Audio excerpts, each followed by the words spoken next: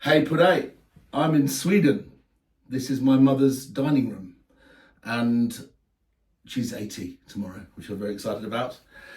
But what I'm showing you today is something which is really intrinsic to Northern Nordic drinking culture and is a subject which I think some people get quite confused about, and there's a lot of false facts. I hear people talking about it, they don't quite know the full story. So I'm going to tell you everything you need to know about Nordic's favourite drink, which is Akquavit. Now, Akquavit is spelled Aqavit in English and in French, but it's not how it's spelled in Sweden. It's Akvavit, Akvavit. And even in Norway, it's Akquavit, which is Akevitt. So as long as it sounds like the word, it could be a whole variation of different spellings. And that's because each of the Nordic countries has a slightly different culture about Akquavit. So, first of all, what is Akquavit? Akquavit is a botanical spirit.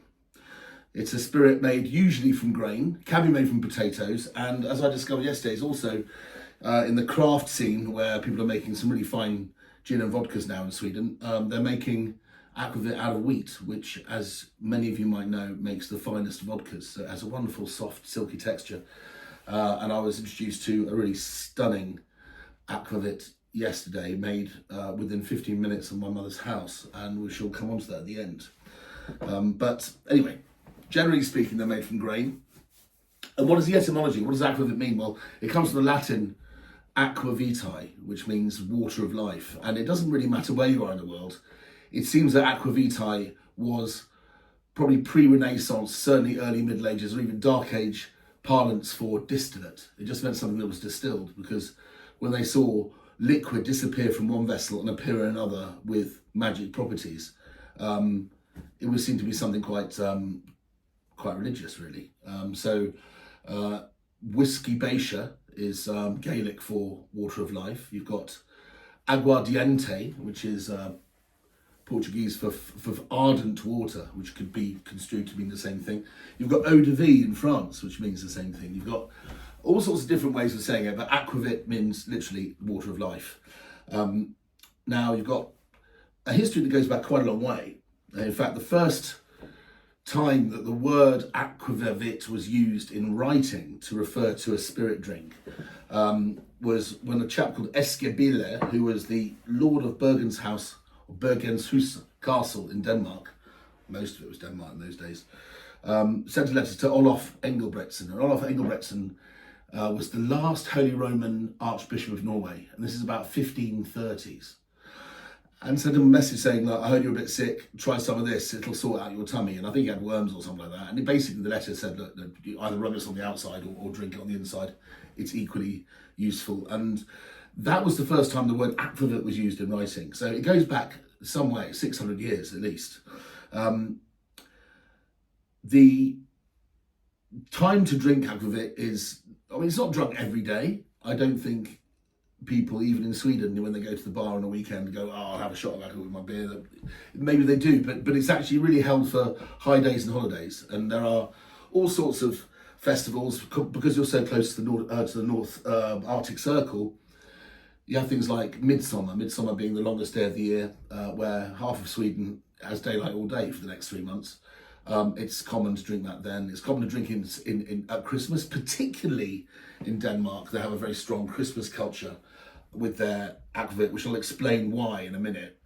But there are, in fact, slightly different Akquavits depending on which of the Scandinavian countries you come from. Going back to how it's made, it's a distillate. It's made from grain, but it has to have certain ingredients. If it's Swedish, first of all, I think Nordic-wide, it has to be a minimum 37.5% alcohol, or it's not allowed to be sold as Akquavit. It can be sold as brännvin, but which literally means burnt wine, or indeed spirit, vodka, if you like. Or brännvin means mar, if you know, because vin meaning wine means it's a distilled wine. But it has to be made from certain flavours. And in Sweden particularly, the base has to be either made from dill or caraway. And then there has to be a bath soak, or they call it a bath temperance, of fennel seed. So in order to be called Akquavit in Sweden, it has to have at least 2 of the 3 key ingredients, which are caraway, dill, and fennel seed. Now, There are lots of ways to tweak that, which we'll come to as we go through the tasting. But when you go to somewhere like Denmark, there can be all sorts of other flavours. They have a very strong and very famous aquavit called Aalborg. It's actually alcoholically, I think, the punchiest at 45%. And they call it Tafel or Tafel Akvavit, which is about as far from the truth it could possibly be because it's pretty hardcore. But they add cloves to it. They add some of those famous spices which were being traded between Sweden and the Far East at the time. And there can be a little bit of mace in there, there can be nutmeg. But very importantly, they use amber, which is a fossilized pine resin. It's pine tree resin. And you probably wonder why. I mean, well, first of all, it's indicative of the place, and pine resin is very good, as we know in Retsina, of keeping bugs out. So it was a way of making the drink more medicinally appropriate and disinfectant. But also, amber is a resin. It's a fossilized resin from a tree. And think about Christmas and think about Denmark and Copenhagen. They're all hitting the Aalborg schnapps. And they have two different schnapps. They have the Tafel schnapps, which is in a red bottle, and they have one which is slightly less alcoholic, which I've got here, which I prefer actually, called Aalborg's Jubilieums, which is only 40%. But the root resin is to reflect the gifts of the wise men, because frankincense and myrrh are both tree resins, and the idea was to give the taste of frankincense to the drink. And of course, frankincense is so expensive, the alternative was to use resin from local pine trees instead. So that's one of the reasons why they do that.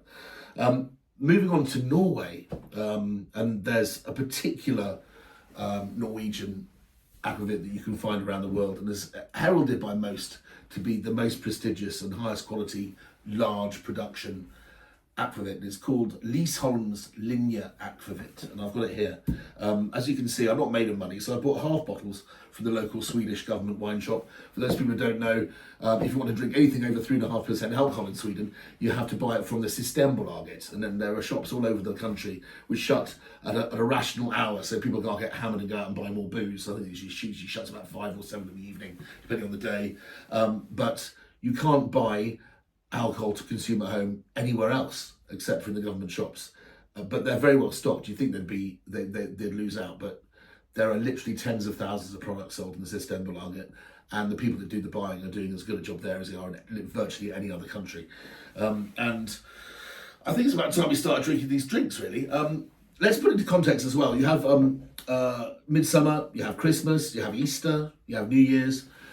Also, there's something that I came out to celebrate with my wife and my mum back in August, which is Kräftskiva, which is a festival when you're allowed to eat freshwater crayfish for a few weeks.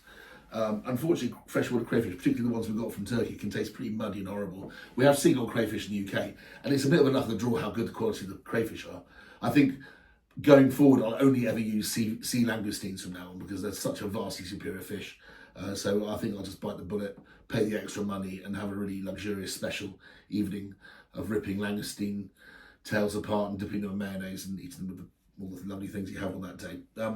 But in Denmark, certainly, and very much in Sweden, when you drink schnapps, tomorrow for Mum's birthday, we're going to a thing called a Julebord, which is a Christmas smorgasbord. It's a big buffet of all the festival foods that we have at Christmas. When you drink the schnapps, you sing a song. It's called a snapsvisa. And there are lots of snapsvisas that people are brought up knowing. The most famous one being Helangor. Helangor means drink the whole thing, or down in one. And I just thought I'd try and play it to you, see what you think. There we are.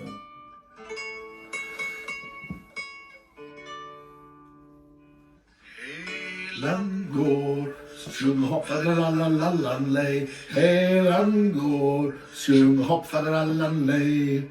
Och som det inte handen tår, eller inte halvan får. Helangor, sjung hopp faderallallalej. And then you drink. That's how it works. I thought that'd be quite fun to do. So you've got some sort of idea. So it's all very, very sanctioned. Generally speaking, the Swedes tend to drink in private and in secret. It's not really seen to be the right thing to do to get drunk every time, but there are festivals where it's totally appropriate to get absolutely smashed for 24 hours. And Crayfish Festival is definitely one of those. Right, so we're going to start with the first one. This is the Swedish #1 Akquavit. In fact, it was the first Akquavit to be made in large quantities. Akquavit was always made at home before this, but in 1891, O.P. Anderson opened their doors to Akquavit, and this is an organic Akquavit. It's made with dill crowns, which is the yellow flowers on top, which is what you use to flavour crayfish, and it manifests itself beautifully in the last Akquavit we've got in this show. But anyway, we're going to taste a little bit of this stuff. This is kind of my favourite. I think it's because it's the one I've been brought up with mum and dad. They always had Akquavit in the freezer when I grew up in the restaurant. So I don't know, I think the Swedish one is the cleanest one. So you'd sing Herlango, and then you drink, and then it's a shot. Freezer, out of the freezer, ice cold. Typically followed by a glass of beer. Some Swedish beer, which I bought from the Skrea Backe. It's just called Swedish strong beer. And it's a perfectly delicious Helles-style German lager. They do actually know how to make quite good beer in Sweden. There's lots of very, very good craft beers now, which is the story of another show, I imagine. So that's the Swedish one, O.P. Anderson. Going on to Aalborg from the north of Denmark, and this is Jubilieums, the one I was telling you about. This is quite good. This is in a plastic bottle, so you can take it to festivals. Unfortunately, the Jubilieums is in a glass half bottle. But just to give you some idea of differences in taste, this wine also has also has a slightly paler, sort of straw, deeper colour, which can either be added colour or it could be inert old wood. And I believe with Aalborg they still use old barrels, very old barrels, which gives a faint colour to the drink, and it's conditioned in there for 3 to 4 months. Now, this is really nice. I think there's something about Jubilieums particularly, which is the sort of session Akquavit that you get in Denmark, that has a creaminess and a slight fragrance, and that pininess really holds the drink together. It's sweeter, and I don't know if the sweetness comes from the wood. I think there might be some vanillin in there, which is extracted from the large old wood barrels, which still gives the drink a nice sweetness. But there is a palpable notion that this drink has maybe actually some tiny amount of sugar now. I don't know, but it's very, very easy to drink, and it's delicious with a beer. Bring us on to this Linje Akquavit. I'm just making sure I've told you everything I wanted to tell you. So much to cover.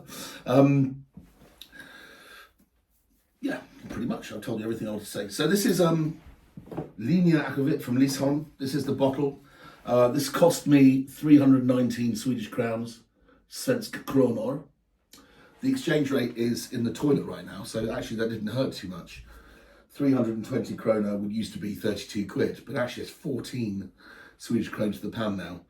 So you're probably looking at more like 20 quid, which I think for a drink which is made with such exquisite quality as this is not a lot of money. Now, key issue here, if you're drinking Swedish Akquavit or Danish Akquavit, you drink it out of the deep freeze, or out of the snow at least.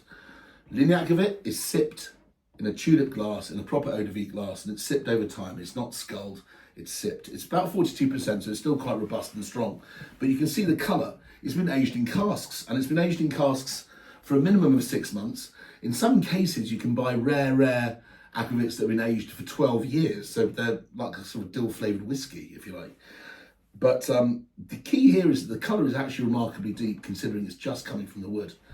And the secret is how it gets that colour. And actually, if I look through the label, I can actually see writing written on the back of the front label, which explains why this drink is called Linje Akquavit, because Linje means the equatorial line. And this stuff is packed on boats that go from Norway, from Oslo, and they're sent to Australia. And each time they cross the equator, the time is noted and then put onto the eventual distillation of the drink, so we know when it's crossed the equator. So it's crossed the equator twice, which is where the name Linje Akquavit comes from. Well, so what?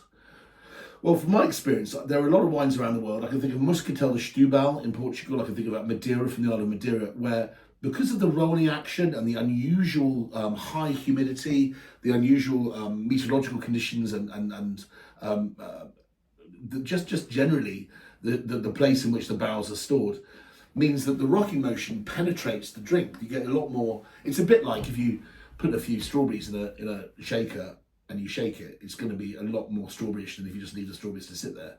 The violent rolling action really does mean that the drink has more flavour. And Arcus, who own all of these Akquavits now, which is the Norwegian company who makes Lynsholms, Linje Akquavit. Arcus, I think I might even change his name again to Amador. Andorra, I can't remember. But they now own O.P. Anderson, which was made in Gothenburg. They own Jubilieums Aalborg, which recently was made in Copenhagen. And now we have Linje Akquavit. So they make them all. Let's see what it tastes like. So they did a bit of a test, and they tried to replicate the same conditions. They had these barrels on rollers, and they sprayed seawater on it and in a humid sort of oven to see if they could replicate this process to thereby reduce the huge costs in sending this stuff all the way around the world. So the results were that the drink fell far, far, far short of what we actually get from the natural rolling action of the ship. So I'm going to taste this now. This is my mum's favourite. My mum's not really a big fan of things that are cold, and this is a drink that you serve warm.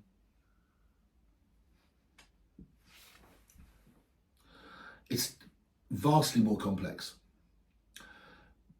It has a stronger taste of caraway, that's for sure. Confusing, as I know, because I tried to make a vindaloo here, or successfully made a vindaloo here last time I was in Sweden.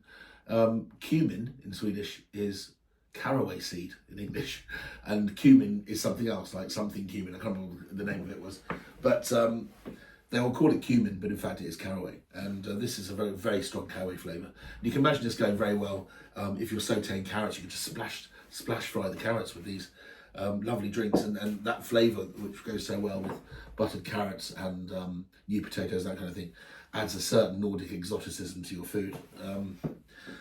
There's so much flavour in these drinks that they can be a bit threatening to start with, but once you get used to it, or if there's some Scandinavian blood coursing through your veins, where you can't live without dill, it's like this, I don't know, Swedish garlic, Swedish heroin, whatever you want to call it. I love dill, and these flavours and these things are, because they're tinctures, effectively, good ways to actually flavour your food in the kitchen.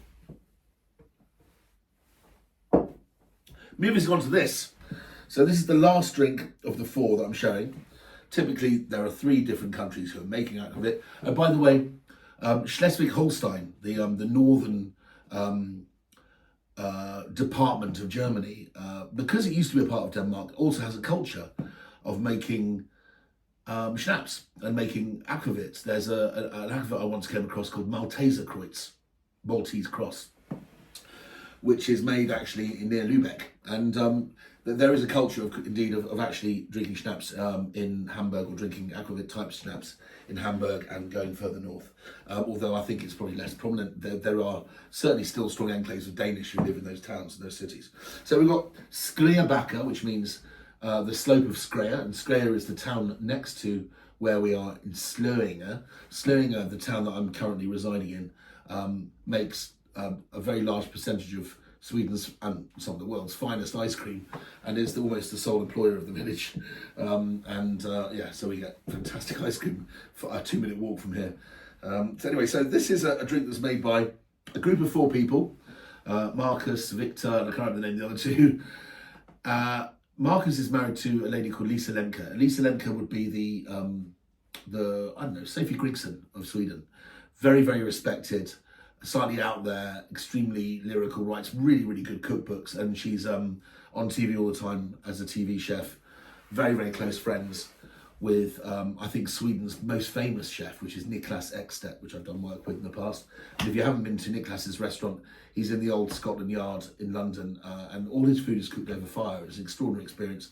Not a cheap experience, but an extraordinary one, and he already has a Michelin star. So there we go. Skrea Backe is made by her husband and a group of guys. I think one of them is the investor in their business. They have a really cool pizza restaurant up the road. He invested in the distillery. We also have the sommelier from the restaurant. We have Victor the distiller, and we also have Marcus, who is the head chef of the 2 places. So why have I bought? Well, I didn't buy this. You can't buy things outside the System Bolaget, remember? So he very kindly gave me a bottle because I want to see this in the UK, and I'm going to hawk it around the people that are specialists at this. You know who you are. Amathus, I'm coming for you. Maybe a Notria Co. But you'll want you to try this. It's going to blow you away. My brother, who sort of grew up sort of seeing these bottles in the freezer, and he was older than me, so he'd seen it for much longer.